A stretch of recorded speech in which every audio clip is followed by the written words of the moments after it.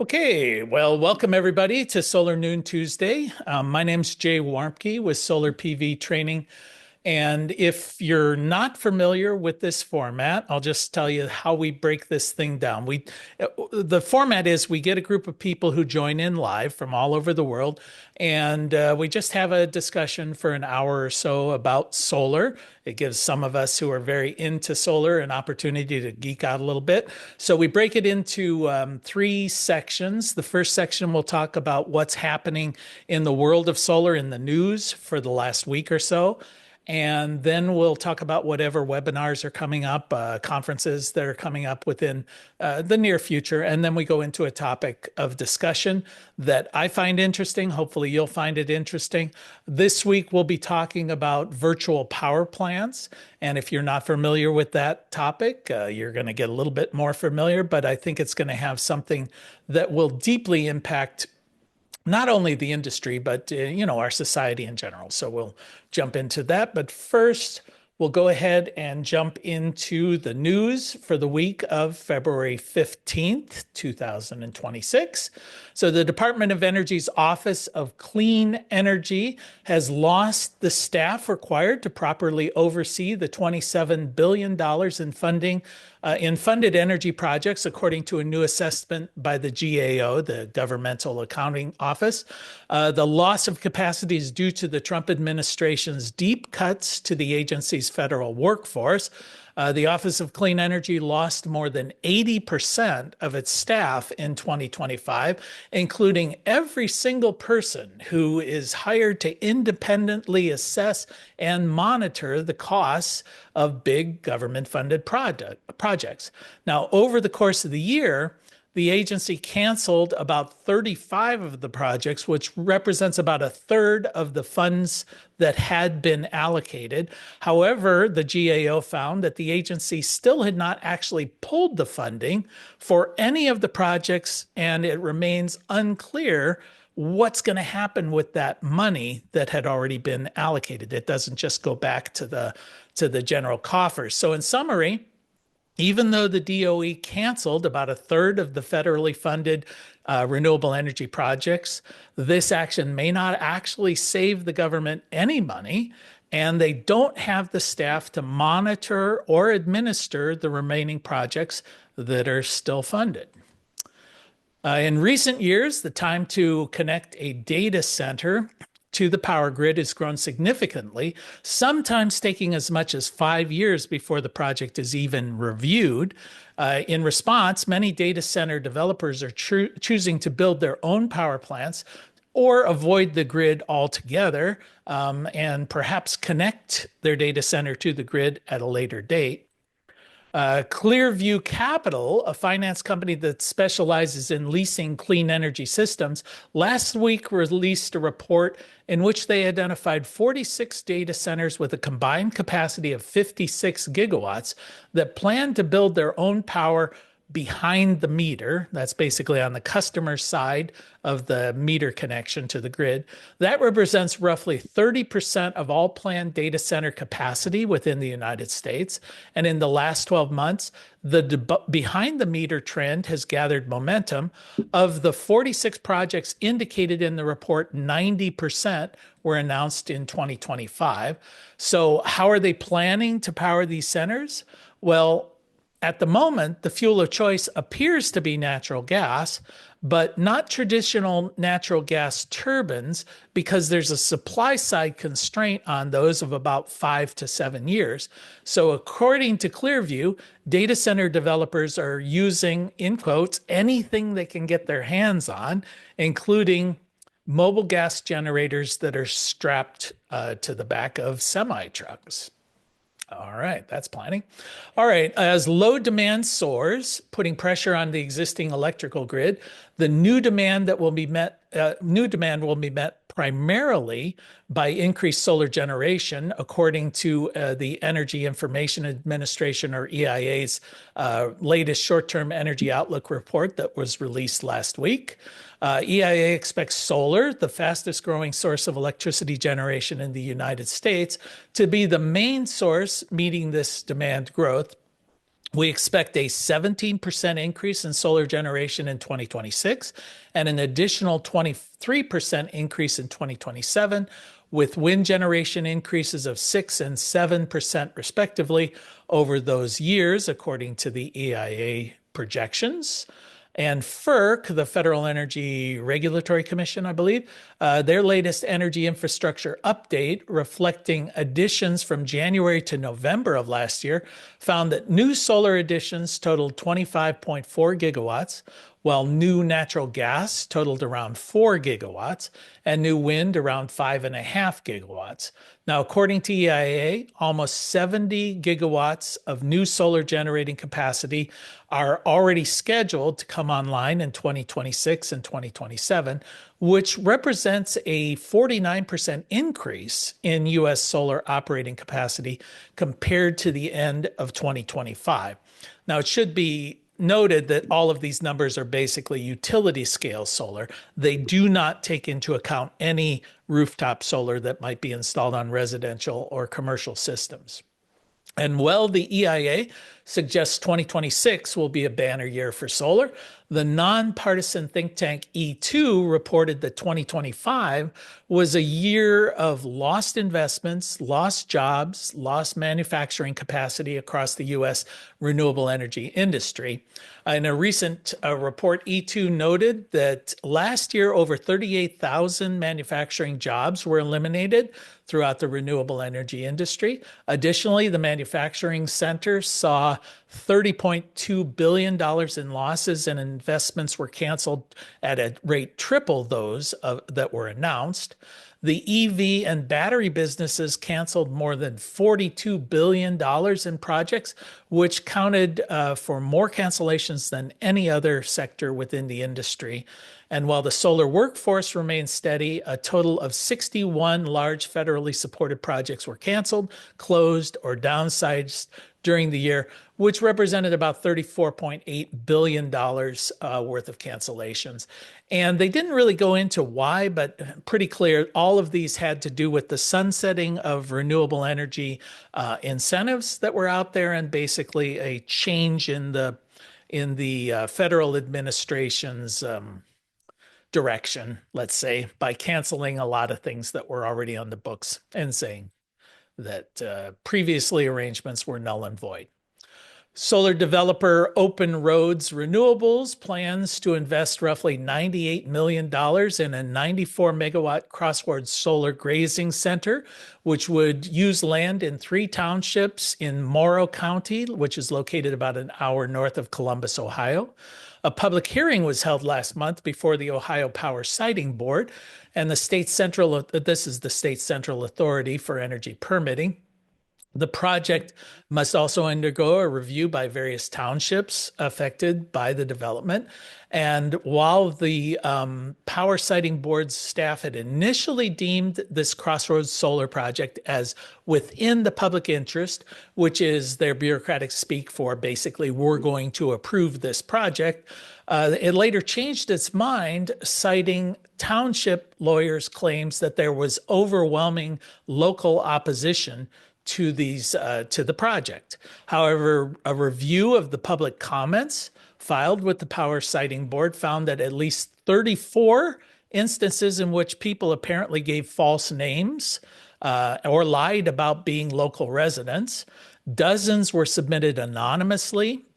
A lot of them were duplicated, so a lot of things could not be verified.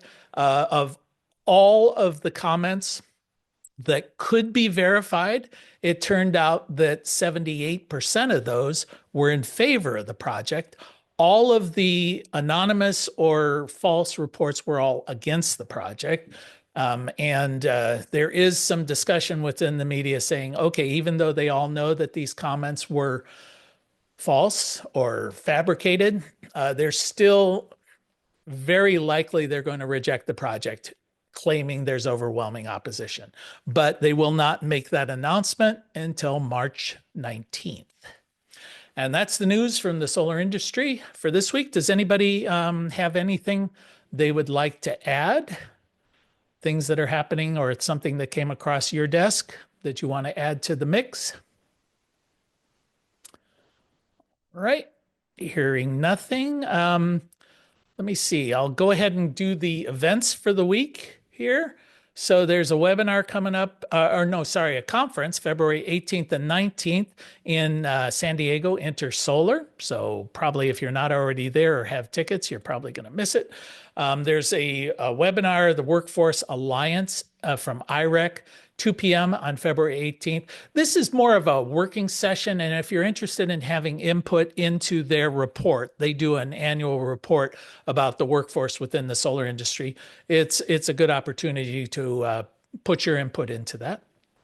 February 19th, a webinar from S&P Global on grid policies. That's at noon. Also on the 19th at 1 p.m., a webinar about resilience hubs, basically standalone systems for microgrids or whatever. Community solar chat, going to be held by Solar United Neighbors, February 24th. All of these are Eastern Standard Time, and you can sort of find them now that you know they exist. Fortress Power Products is going to have this. These are from Renvu. They have a nice series, but they're very proprietary. You know, they get a vendor in and they talk about their product. But if you're interested in their product, they're very good webinars. And EV charging developments on the 25th at noon.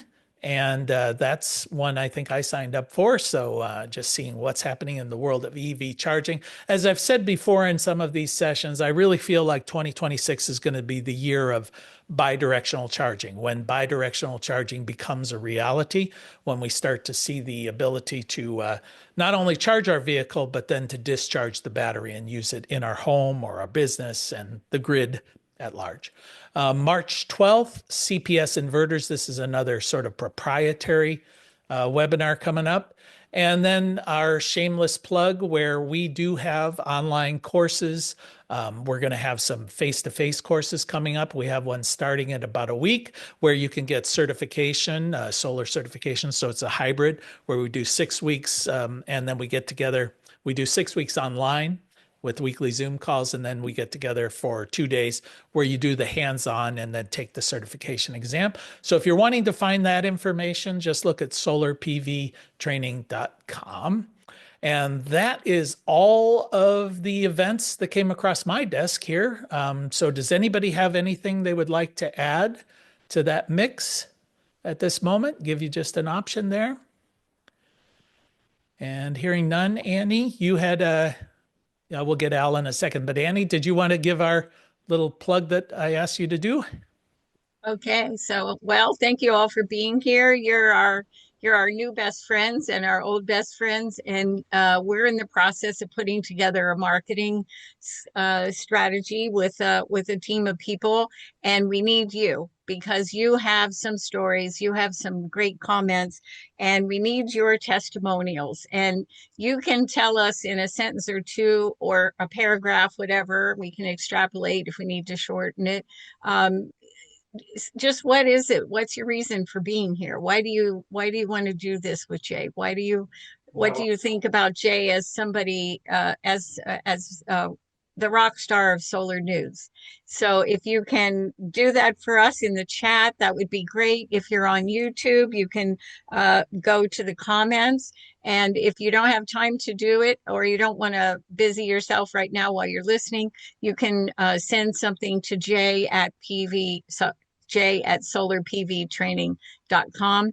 But we really need your input. This is going to give us an opportunity to show people what we're made of and that you agree. So thank you so much. And if you have any questions, you can put it in the chat and I will be happy to answer. And then also I'll put the information in the chat while you're listening. Okay, and then I'll just add to that a couple of things. If you could put your name, your business name, and maybe the city or wherever you're located. We won't use your full name in these testimonials. And just to let you know, we're only going to read the ones that are nice and kind. So if you have negative things to say, those, go ahead and say them, but we're not going to read them. That's fine. So, all right. Anybody? I know, Al, you had a comment there. Yeah, I was just curious if you could put your prognostication hat back on with the EV bidirectional charging. Do you anticipate that this will affect the market for in-home batteries connected to solar systems, because it makes a lot of sense if you have an EV with a huge battery in it, to use that during a power outage, etc. So why would I need a backup battery or even a backup generator? Right. Uh, you know, Yeah, it, I think you it's know, going to have a dramatic effect. And I can just use myself as an example. We have an N-phase system with a single, what is it, a 3 kW battery. So yeah, we're talking about, okay, let's put in another battery. But then when Enphase announced that they're going to have a bidirectional charger at the end of the year, then I say, well, why should I go out and buy a second battery? I'm yep, just going to hook up a bidirectional charger and use the EV as a battery backup. So it's always comes down to economics. So if the bidirectional charger is cheaper than what an additional battery would be, then why not? And I think we're going to see a lot of additional uses for these batteries, EVs, things of that nature. And in fact, that sort of gets into what we're going to be talking about here in a few minutes with virtual power plants. So, Doug, you had a comment? I have a question.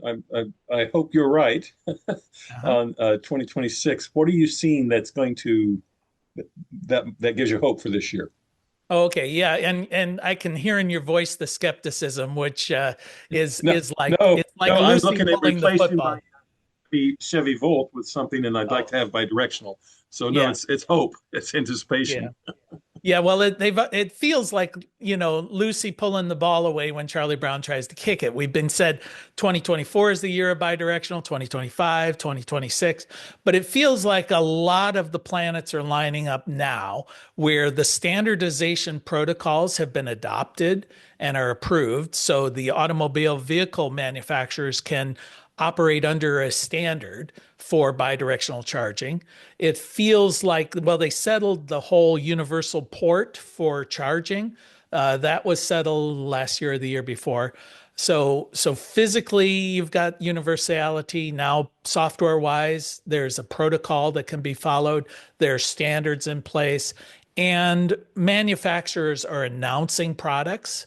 It's easy to announce a product, but Enphase, for example, announced that theirs will be released in the fourth quarter of this year. They've made sort of vague projections in the past, but now they're giving it kind of a date specific, and they said they've had successful tests. So it just feels like it's finally time. And then it will be probably a slow adoption rate, Right. because there are only a limited number of EVs that have announced so far they're compatible with this That bidirectional was my next charge. question. Do you know offhand which EVs Well, or of course, like? the Nissan Leaf has been the one that was right out there, and it was always compatible. I think Volkswagen announced all of theirs are going to be bidirectionally compatible. If I remember right, and I'm going by memory here, there were some other German manufacturers, Audi, they were talking about that. Some of the premium brands. I don't know. I guess that's the limitation of what I feel comfortable Okay, saying. But fair enough. but there will be a groundswell, especially if there's a demand. So we'll see. We'll see.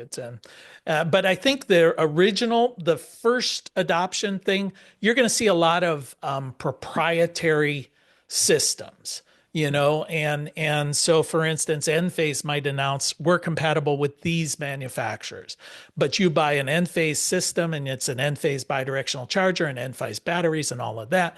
You'll see them for other manufacturers as well. So we saw that with the Chevy Volt, not the Chevy Volt, but the Ford F-150 Lightning.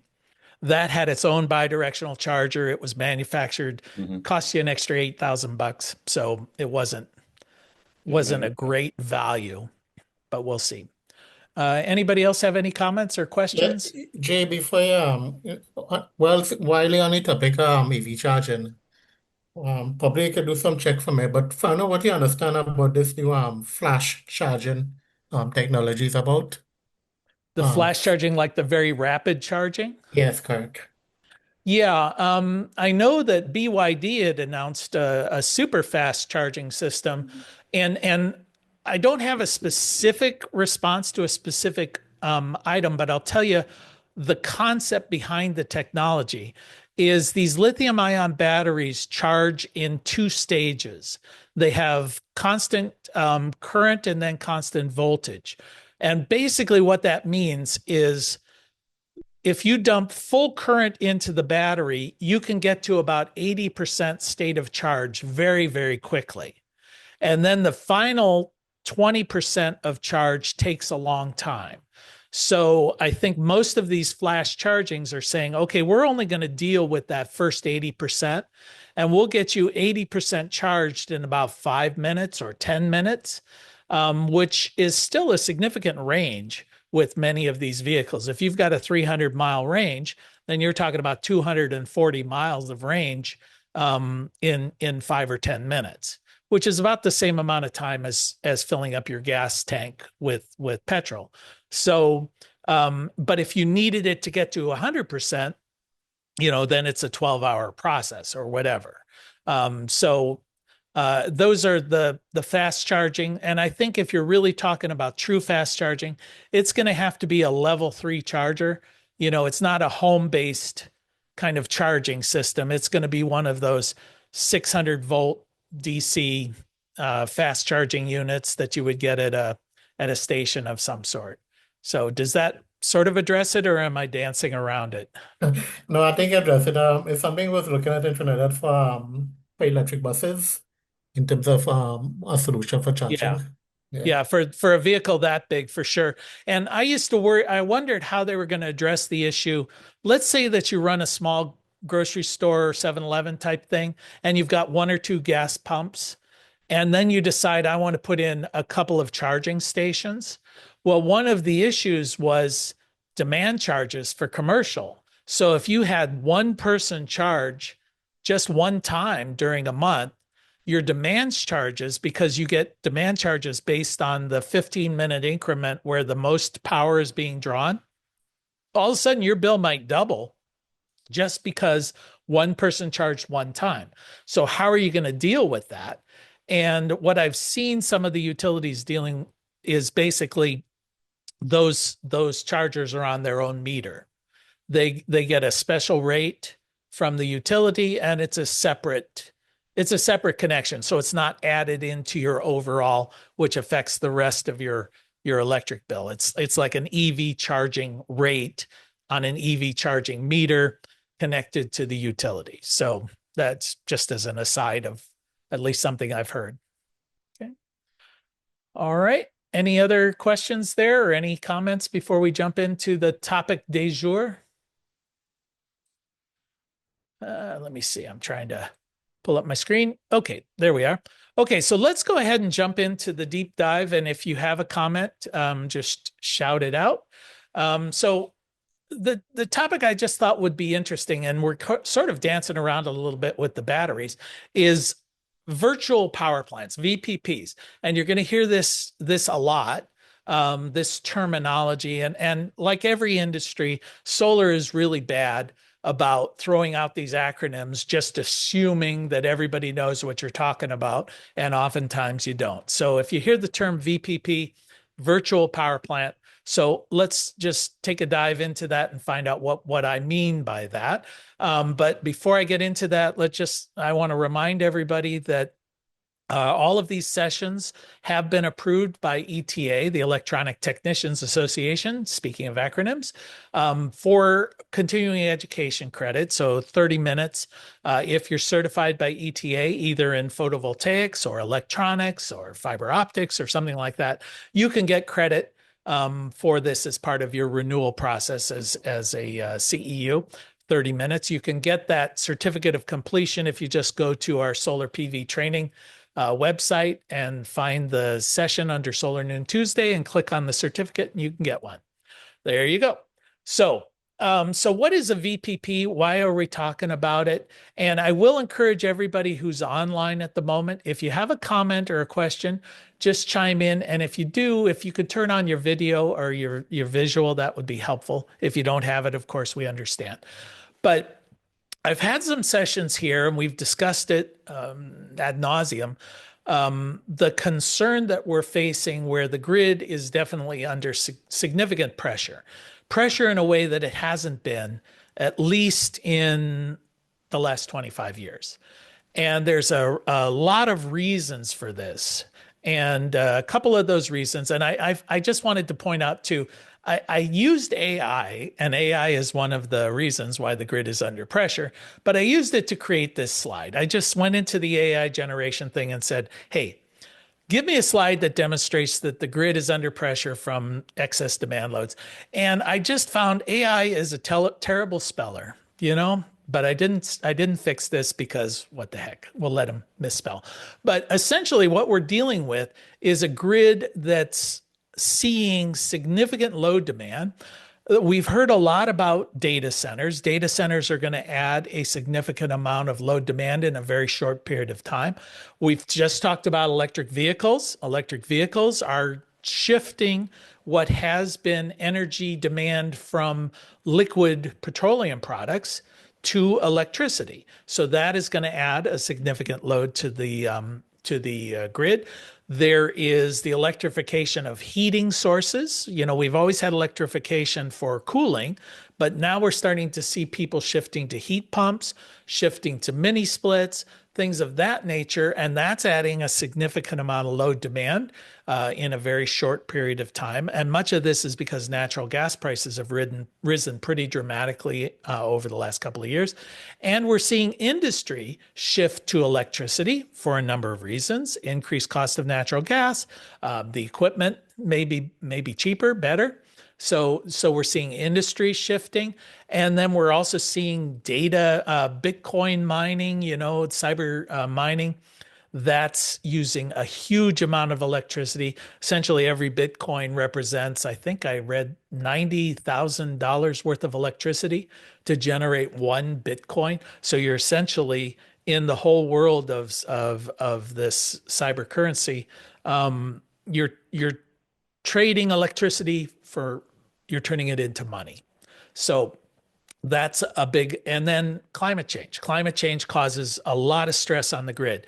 And we'll get a little bit deeper into that, but it's important to understand how the grid operates and what the grid is built for. And basically the grid is built for worst case scenario. So we're seeing a lot of this kind of pressure being put on the grid. So when we talk, there are always numbers that are thrown around. And as Mark Twain said, there are lies, damn lies, and statistics. So we're looking at, I heard a podcast recently and the person was saying, hey, don't worry about it because the grid is only functioning at about 50% capacity. So their argument was, if you can generate, just throw a number out there, 100 megawatts of power, on average, the grid is only using about 50 of it. So even though we're starting to see a great deal of load demand, we have a lot of built-in excess capacity to draw upon. So that's a counter argument to my concern. And if we look at the growth of the grid over the last few decades, from 1987 to 2000, we saw the capacity of the grid increase by 73%, and capacity or utilization rate was up from 80% to about 97%. So in the year 2000, we were almost at full capacity, where the grid's capacity was being utilized at about a rate of 97%. Now, from 2001 to 2019, we've seen the capacity of the grid increase by only 14%. So clearly, the amount of new generating sources have declined, as far as it's increased, but at a declining rate. But the capacity has gone from 93% to 75%. Now, bear in mind, they're saying that the grid 50%, where does that 50% number come in? Basically, it's the difference between median and mode, So they're basically saying, okay, most of the time we're operating at 50% of the time. 50% of the capacity. But on average, we're using about 75% of it because there are severe periods of time where we're at 100% or even exceed 100%, and then you have blackouts. So the average is 75%, but the most frequent is going to be 50%. So those are some of the numbers. Hopefully I didn't confuse everybody, but you can just see that as the numbers increase about capacity versus utilization or generating capacity. And part of the reason why that number has increased, why the there's more headroom is because most of the new capacity that has been added to the grid in the last 20 years or so has been wind and solar. And wind and solar is intermittent. So you need to have, because the sun doesn't shine at night and the wind doesn't always blow, you need more generating capacity to get the same amount of energy. So the nameplate capacity increases. So it just, you end up with what appears to be more headroom when in fact, maybe you don't have it. Maybe that's a long way of getting to that. All right. So as I sort of alluded to here earlier, the grid has to be designed to meet peaks. Peak load demand is when the grid, I mean, that's what you design the grid for. And so during periods of peak demand, the cost of electricity to the utilities increases. It's about 30 to 100% more expensive for a utility to generate electricity during peak demand periods of time than normal or low demand periods of time. So that's just, so when you look at the peaks not only put stress on the grid, but they cost the utility operators more. And the utility peak demands are projected to increase pretty dramatically. Really, we're looking at about a 10% increase. And this is the utilities making these projections over the next 4 or 5 years. And it just continues to increase and increase year after year. So that's more the number that we should be concerned about, is what is going to be the peak load demand, the peak load associated with grid, not necessarily the aggregate load demand. So what, well, let me just take a break here because I feel like I'm moving around a bit. Does anybody have any questions here? Yes, Jay. Yeah, go ahead. I think I'm assuming that the capacity that is being represented as using 50% of capacity at the time has to, in essence, be a very broad average across the entire nation, all the regions, all the utilities combined. And I suspect I'm going to ask a question. You're going to tell me you're going to get to it, because that begs the question then, well, where are these hotspots, and are they at 50% capacity where the hotspots are going to be, which is where the high population areas are? Yeah. You're right, because in some parts of the grid, they're just fine. You know, there's been slow population growth, slow industrial growth, things of that nature. The really hot regions in the United States, and I know you're in Budapest, but I'm just talking ethnocentric because I'm American. You know, the world ends at our shores. But anyway, the PJ&M territory, which goes from New York to Chicago. So they would generally refer to it as the Mid-Atlantic states. So Maryland, Pennsylvania, Ohio, Indiana, Illinois, Michigan, that is a critical location. That one's going to be hit first. Texas, ERCOT is another critical location. That one is already at a point of capacity issues. And the Pacific Northwest. Those are the main 3 regions that have, for whatever reason, had either they have not anticipated the load growth So they haven't built out transmission capacity, generation capacity, or, and in the case of Texas and also the PJM, they're getting hit very heavily with data center development. So they're seeing this accelerate perhaps faster than realistically they could have anticipated. But those are the issues. PJM and ERCOT are the ones that everybody's focusing at the moment. But it's a significant part of the US population, for sure. So those are the issues. So one of the ways that utilities tries to deal with this disconnect between load demand and the cost of load demand is historically you've always just paid one price for electricity. So you would get a rate, it's 12 cents a kilowatt hour or whatever, and whether you use the power in the middle of the night or in the middle of the afternoon, you were paying 12 cents. Well, many utilities have gone to time of day pricing. And this simply recognizes the fact that during peak load demand periods, it costs the utility twice as much as during lower demand periods of time. So they would identify what is that peak load period of the day, and then they're going to charge you a higher price. And then when they have low load demand, they're going to charge you a lower price. And by using economics, they hope to change consumer behavior so that, for example, there are a lot of loads you can use that it doesn't really matter when they happen. You know, you can charge your electric vehicle in the middle of the night versus the middle of the afternoon, and that's fine. Or you can heat hot water if you've got electric hot water heater.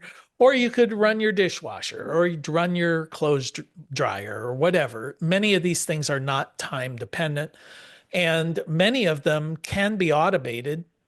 So the electric company sends out a signal over the electric lines that says, okay, we're at low demand, we're at high demand, and those appliances are receiving that signal and they can just automatically run when there's a low demand period, and they can adjust and turn off during high demand periods. So it's not something you have to sit there and monitor. So this has been going on for a while. The early one of those was putting something on your hot water heater that the utility could turn on and off, and they gave you an extra $3 off your electric bill. So that would be early load demand. But this is a time of day pricing. We're seeing it more and more in different utilities. I understand California is even moving towards not 3 periods of time during the day, but second by second pricing adjustment based on current activity on the grid. That's ultimately where we're going to go, where the cost of your electricity varies in real time based on what the overall grid is doing.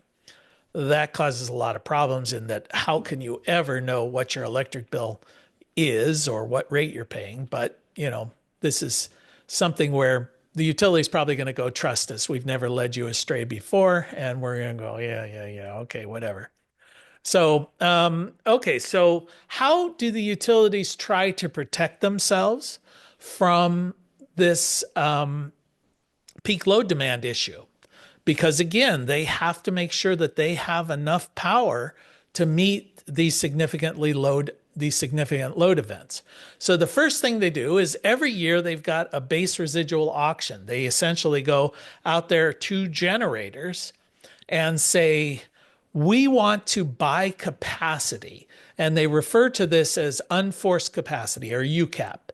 And so this gets a little bit complicated, but essentially they're saying, we're going to go to the different power generating sources and we're going to buy their capacity. So if we have a high load demand day, for example, we can tap into that power. We get first priority on it to meet that load demand for that exceptionally high demand period of time. It might be a hot day in the summer, it might be an extreme cold weather event, whatever.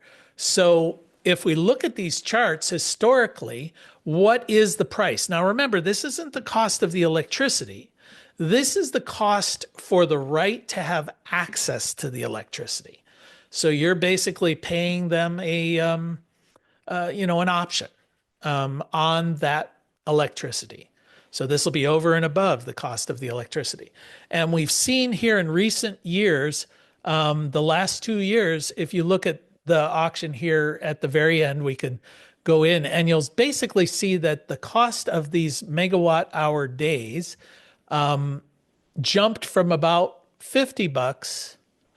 It shot up to $270. And then this last year, this is PJ&M, up to about $330. And it actually would have gone, they project, to about $390, but it hit a price cap. Yeah, so Janelle, I see you've got your hand raised. I hope I said that right. Janelle? Yes, it's Janelle. Thank you. Is this the baseline price or is this another price? This is a price. This is like, think of it as like I'm paying for an option to say that if I have the need of this power, I'm going to pay you $400, $390, whatever. In this case, it was $330 per megawatt hour day. And that's a term that we don't run into very often. But megawatt hours that's the amount of capacity over the course of a 24-hour period that the utility is going to get access to. So if you've got some generators out there who have solar arrays or they've got a gas power plant somewhere, they're basically saying that if you call upon me, I will give you this power. In exchange, you're going to give me up front. You're going to pay me for it, whether you use it or not. But that's not the cost of the electricity. It's only the cost of making sure I have that electricity available to you should you need it. So, and I guess the significant takeaway from this is it's a really good indication that the utility feels like they're going to be short of power. So they're sort of showing you their cards. They're saying when you see this price cap shooting up there and it's gone up from $50 to essentially $400, so almost tenfold, we think we're not going to have enough capacity to meet demand next year. That's effectively what they're saying. Now, it does add cost. It adds cost to your bill because they're paying for it, whether they use it or not. So it's increasing the cost of your electricity, whether or not it ever comes into play. And I think I made a note of this, but it can be as much as, well, I don't want to guess. I think I made a note here later. The one thing that I wanted to point out is of the capacity that they purchased, only about 5% of it is from demand response. And we haven't quite gotten into yet what demand response is, but most of it's coming from gas powered generators. That's really where most of this capacity is coming from. Yeah, this is where I put, what is the effect of this auction on your electricity prices? And it was essentially, it raised the cost of your electricity 1.5% to 5% on residential bills and 11 to 30% on commercial and industrial bills. So the fact that there is undercapacity or anticipated undercapacity in the next year has just increased your electric bill, by that amount, depending on what customer it is. So it has a real world impact, and it's having it right away. Okay, so what is one of the options? So I guess this was a long introduction on how to get to what is a virtual power plant, but we've talked about wind and solar. Yeah, for sure. Build more of it. That will be part of it. The Trump administration says we don't like wind and solar, so we're canceling a lot of these projects. We like natural gas. Personally, I think that's a foolish agenda because even if you wanted to get all the natural gas you ever needed, it's going to be 5 to 7 years before you can get the gas turbines to build this stuff. The problem will either be solved or we'll be in a huge recession and we won't need the power. So the only option at the moment from generation is wind and solar to do it within the 3 to 4 year time frame that we're talking about. But virtual power plants, this is another option. This is another source. Think of it as crowdsourced power. If I have storage capacity or I have generation capacity somewhere, can we aggregate this and then feed it into the grid in some form or fashion? So What is a virtual power plant? It's a crowdsourced power plant. Rather than having a great big natural gas power plant, you could have 100,000 batteries. You could have 100,000 EVs. You know, all of these things aggregated create the equivalent of a very, very large power plant. So let's give some examples. Residential batteries. And we're starting to see this happen a lot. And that's one of the reasons why I wanted to bring it up to this group, because we are focused primarily in residential solar and the like. But more and more, you will have the option for participating in a virtual power plant if you have solar, if you have battery storage, if you have an electric vehicle, and you can make some money this way. So there's, for example, the Texas plan here is they will, this particular utility will install free of charge within your home up to 60 kilowatts of battery storage in your home. And in exchange, you're going to get a 12-cent kilowatt hour rate. So the way this works, and there are different ways that these plans work, they put your batteries in the home, hooked up to your system. It gives you battery backup in case there's a grid outage. But during peak hours, during peak load demand, they have the right to pull power from those batteries, and they will. Now, you're going to be paying to recharge them. For sure, you're going to pay that 12 cents. So that's the trade-off. They're giving you upfront, doesn't cost you anything, but then you get a lower rate for a period of time, and then they get the ability to have these things available to them to draw from. So that's one way that these virtual power plant might work. And we're seeing in the United States, we're still in a lot of these test systems out there. Eventually, I think we'll come to some standard process that everybody seems to like. But one of the concerns, and if you dig deep into a lot of these, there's the Chamber of Commerce version of how virtual power plants work, and then there's the real world, and they're sometimes disconnected. If you follow in a lot of the Reddit discussions, they're like, yeah, they told me this, but then they changed this, and yeah, they said that they would 12 cents per kilowatt hour, but that only lasted for 12 months, and then they started jacking up the price. So, take it all with a grain of salt. There's the California Tesla Powerwall, VPP, where during high demand periods, they will pay you up to $2 per kilowatt hour. Now, you had to pay for the Tesla Powerwalls. You bought them. And they're saying, okay, we will pay you $2 per kilowatt hour when we draw from you. And there's a limited number of events where this will happen. So they'll say only 5 or 10 times during the course of a year. We'll limit the discharge. We'll only take 10, 20, 30, 40, 50%, whatever it is you've agreed to. And they claimed that a owner of a Tesla Powerwall can make somewhere between $200 and $600 per unit. Again, in the Reddit discussions, some people said, yep, that turned out to be the case. Other people said, nope, that was nowhere near what I got. It's probably going to depend on your local utility, how many outage events, how many peak load demands, what their capacity is. But this is another option where they say, you've got this tool, this resource. We want to be able to draw into it. Now, it's important to note, this doesn't necessarily mean you have solar.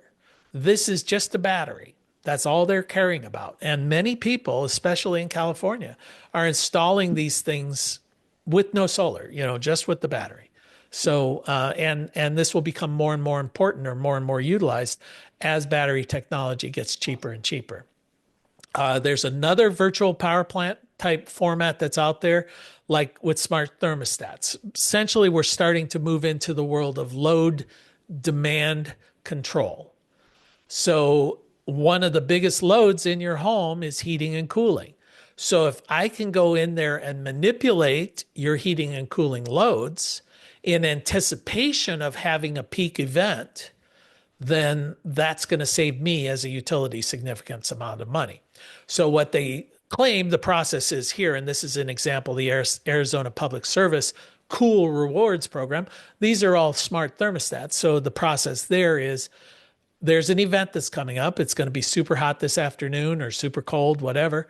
And usually in Arizona, they're worried about the heat.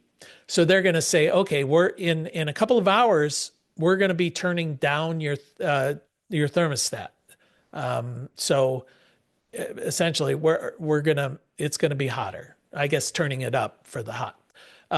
Okay, so they're going to pre-cool. So if they are sort of at normal load, but in 4 hours they know that it's going to be hot, they may cool your house down to a certain level and then turn it off when the load demand increases from everywhere else. Load reduction during the time when it's hot.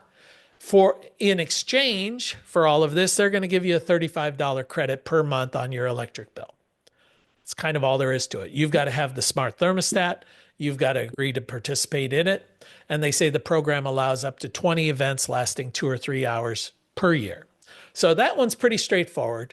It's just dealing with loads, and they're dealing with probably the most significant load on your home. So that's something that's happening.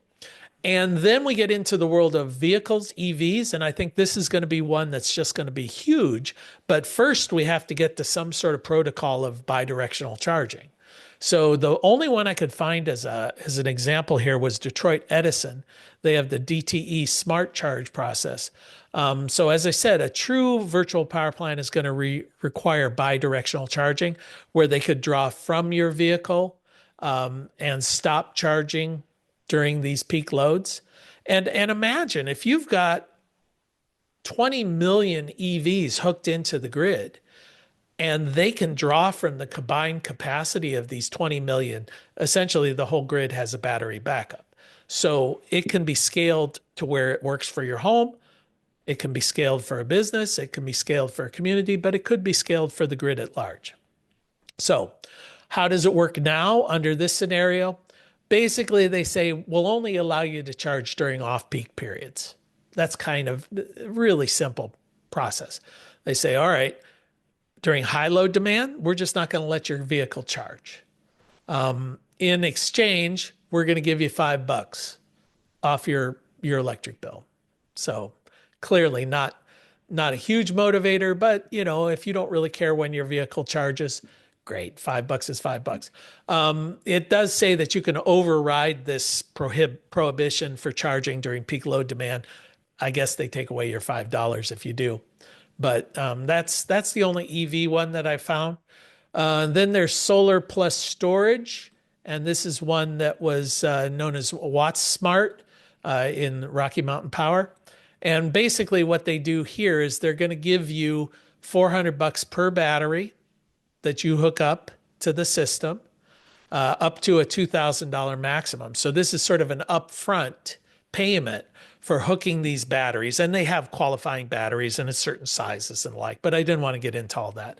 And then per kilowatt of solar that you have connected to the system, they'll pay you $15 per month. So if you have 1 kilowatt, it'll be 15. If you have 2 kilowatts of capacity, it'll be 30, and so on. So if you have an 8 kilowatt, it'd be, what is that? 8 times 15. So 12, is that right? $120. So, all right. So that was significant, but this is a solar plus storage. They do say a 4-year minimum. So once you've signed up, because they're giving you upfront money, if you back out, you got to pay, the proportion of that money back. Now, the one thing that I noticed, which would make me a little bit nervous, is they can pull your batteries down to 10% capacity. So basically they can take 90% of your battery storage. And then another thing that has been around for a while as a virtual power plant, but has not gotten a lot of attention, is some of these very large commercial systems can get paid by the utility to turn off their loads during high peak demand. And I became aware of this largely because I do some training for solar in the Ohio prison system. And they were just talking about, a lot of the prisoners were complaining that when it gets super hot in the prisons, they lose all of their fans. They lose a huge amount of their electric. And essentially what has happened is the Ohio prison system has negotiated with the utilities to say, we're a very large load and we're willing to turn off this power in exchange for money, So according to the article, they've saved $1.4 million in this program since 2010. And they're essentially given a 2-hour notice, and they'll curtail their heating and air conditioning or their other services. Obviously, they still have security that they have to have there. But I would joke with the prisoners and say, okay, understand there's critical loads here, and then there's normal loads, and then you guys are considered way less than critical loads. So, and they're like, yeah, no kidding. All right. So the growth of virtual power plants. This was something that I guess I was surprised by, largely because I hadn't thought about it. But the growth of virtual power plants is up 33% since in 2025. So this is an area that's growing significantly. I mean, very, very quickly. Now, the number of these programs are growing, but the amount of capacity is not growing as dramatically. If you go down to like that fourth line, we went from 33 gigawatts of capacity to 37.5 gigawatts, 13.7% increase. But significantly, that's 4.5 gigawatts of capacity through virtual power plants. And the reason I wanted to point that out is if you look at this, how much capacity was added to the grid last year? Well, if we zoom in on that, solar added 32.5 gigawatts. Battery storage added 18.2. Natural gas, 4.4. Wind, 7.7. Well, virtual power plants added more capacity to the grid than natural gas in 2025. So really, that kind of, blew my mind a little bit when you see that just this software solution essentially has added more capacity than natural gas in 1 year, and we're just getting started with it. So I think we're going to see this growing and being more. I mean, it was only a couple of years ago we started adding battery storage into the mix of new capacity. Now we're starting to see virtual power plants coming in and being significant. So what are the barriers? Well, regulatory practices are outdated. A lot of cases, they just simply don't allow for this. So that's going to be a barrier. The incentives, utilities incentives they make a profit by building new stuff. So saving money for their customers is not an incentive of utilities. Their incentive is large capital expenses. In many ways, they are incentivized to make electricity more expensive, to add, more big infrastructure. There's a lack of standardization. We've touched on that with the EV charging. Cybersecurity and data privacy. When you start instituting, I'm going to start drawing energy from you. Well, I can draw all the data as well as to what are your energy practices. When do you use things? How do you use things? All of this data, we're seeing people scanning for data all the time. And then the synchronization between how the communication lags behind the electrical events. So all of this can cause some problems when you start to rely on this kind of software solution for these systems. They become extremely time sensitive. Slow adoption rate by customers. I mean, we're just for the first time, at least in this forum, discussing this in any kind of depth. And then one that they didn't have in the thing, but I threw in myself, is utilities are greedy. And I think what they're going to do is once they've got you in, they're going to manipulate the system so that it's less and less to your advantage, more and more to their advantage. And they're gonna mess up their own system, especially one that might be working. So they're gonna make that. I think they'll mess it up. Yeah, Al, you had a comment? Yeah, exactly what you said just now struck me that I was going to mention later, but now's a good time. Everybody that has solar on their property and is grid tied, so net metering essentially, in the middle of the summer when it's really hot, it's really sunny, and I looked it up, and a typical heat pump or air conditioning unit with a SEER of around 16, so a newer heat pump or air conditioner will use somewhere north of 2 kilowatts per hour to run that condenser and cool your house. But during that same period of time, my solar system, which is only 7.2 kilowatts, is generating at least 4, sometimes 5, and often 6 kilowatts per hour. Mm-hmm. So that extra 3 or 4 kilowatts, I'm a virtual power plant. Yeah. It's going to the grid, but they're only paying me 3 cents. Yeah. So I'm the Yeah. best deal they've got. Yep. So to me, that's a huge argument against doing away with net metering. Because Oh, why yeah. why Yeah. would I send power back to the grid if I'm getting no benefit at all? Yeah. Yeah. And I think you're coming to the same economic conclusion that a lot of us, where if the utility makes it more and more difficult for you to do business with them, eventually we're going to go, I just Right, won't do business with you. right, I will disconnect. I have I have battery storage. You know, when I've talked to utility people, I'll often say, you view yourself as providing energy to the end user.